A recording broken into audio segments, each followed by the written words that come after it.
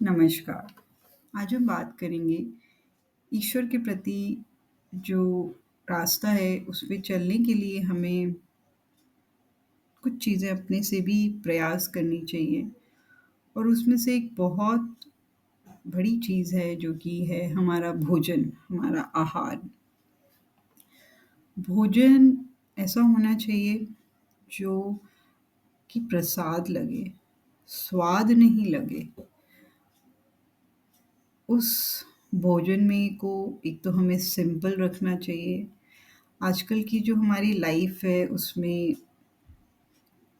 If mothers are working तो cooking करना बहुत डिफ़िकल्ट हो जाता है। अभी कुछ टाइम पहले की न्यूज़ आ रही थी जिसमें कहीं किसी शॉप में कुछ जूस वग़ैरह की दुकान पे उसने उसमें कुछ मिलाया या खाना बनाने रोटी बनाने की जगह उसने उसमें यूरिन पास आउट किया या उसमें थूका। तो हम किसी पे ट्रस्ट नहीं कर सकते। आप जितने मर्ज़ी सीसीटीवी कैमरा लगा लीजिए, खाना बनाने से अभिप्राय सिर्फ़ फीमेल्स का ही नहीं, क्योंकि आजकल की जो लाइफ़ है वो बहुत बिज़ी हो गई है। कोशिश करें कि खाना आप अपने हाथों से बनाएँ, पर अगर इफ़ नॉट पॉसिबल तो उसको चेक तो रखना ही चाहिए, क्योंकि यही चीज़ कहा जाता है कि जैसा अन्न वैसा हमारा मन। अभी जैसे मौसम बदल रहा है, सर्दियाँ आ रही हैं, तो जो हमारी सीज़नल चीज़ें हैं, उसको लेना चाहिए।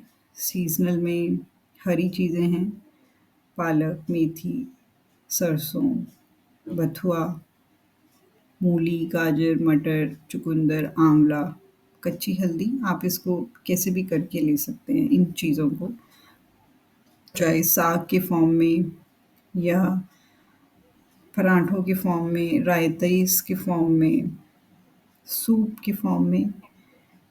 कुछ चीज़ें इसमें से आप दूध वग़ैरह में डाल के भी ले सकते हैं। उससे आपका जो एक सर्दियों में जो हमारी बॉडी की रिक्वायरमेंट होती है, उसको वो मिलेगी। नहीं तो ऐसा लगता है कि हमें कोज़ी एनवायरनमेंट मिल जाए विंटर्स में, हम कमरे के अंदर हीटर, ब्लोअर, मोबाइल, कोई मूवी लगा के बैठें और ऐसे हमारा जो है वो समय निकल जाए। समय तो निकल ही जाएगा और एक दिन हमें इस दुनिया से जब हम जाएँगे तो हमारे साथ हमारा शरीर भी साथ नहीं जाएगा, हमारे साथ हमारे कर्म साथ जाएँगे। तो अगर यही कर्म हम अच्छे कर लें, हम ईश्वर का नाम ले लें, तो आगे जाके हमारा कुछ उन्नति की तरफ ही हम जाएँ।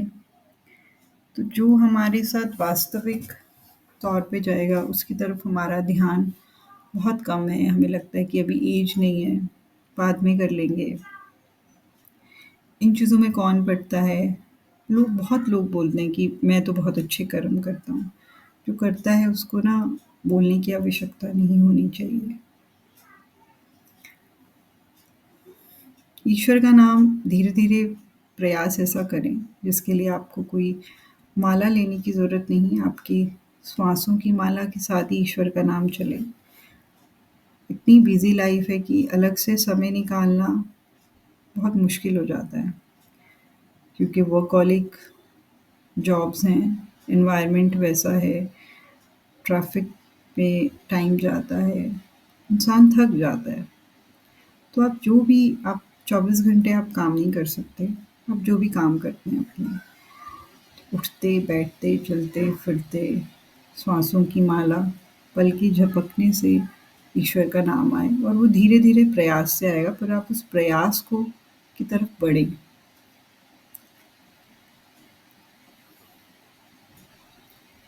ईश्वर का जो मार्ग है, वो बहुत सिंपल होता है। उसमें आडंबर तो बिल्कुल नहीं होने चाहिए। किसी को दिखावे के लिए उनका नाम लेना नाटक हो जाता है। ईश्वर का नाम आप ऐसे लें कि आप अलाइन हो जाएँ ईश्वर के प्रति। अलाइनमेंट से मतलब आपकी इंद्रियाँ।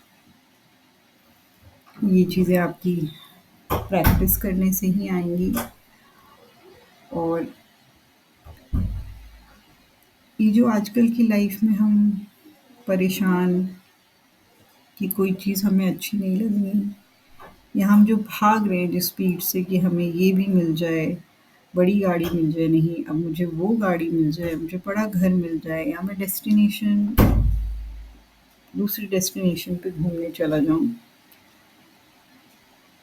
भागते रहेंगे और जब हम जाएँगे ना तो खाली जाएँगे। तो ईश्वर तो बोलेगा कि भई मैंने तो तुम्हें भेजा था नीचे, तुमने तो सिर्फ़ अपने आप को संसार की मोह माया इसमें बिज़ी रखा, तो इस आत्मा का उद्धार कैसे होगा?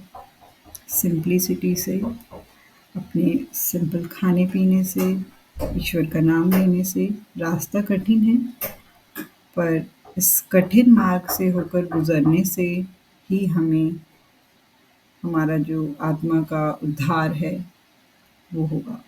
मेरी कोई बात अगर किसी को बुरी लगे, तो उसके लिए क्षमा। आई होप आज फिर मैंने आपकी लाइफ में कुछ वैल्यूज़ ऐड करी हों। धन्यवाद।